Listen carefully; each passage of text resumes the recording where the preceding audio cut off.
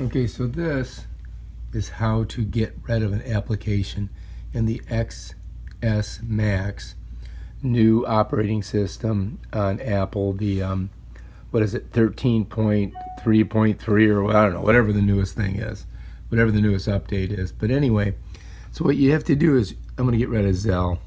So I'm going to push on this, but I'm going to hold it a little bit longer and it starts to shake. So when you see that first box and it doesn't come right up, that means that you got to hold it longer. And then you just click on that little X right there in the circle, and that's going to ask you, do you want to delete it? I'm going to say delete. And then when you're finished, you go to the very top and you hit done, because you no longer have a home button on this. Bam. And that's how you delete an application in this new operating system and this new phone. Alright, I hope you liked this video. If you did, please subscribe to my channel and check out my other awesome videos on how to do stuff on your iPhone.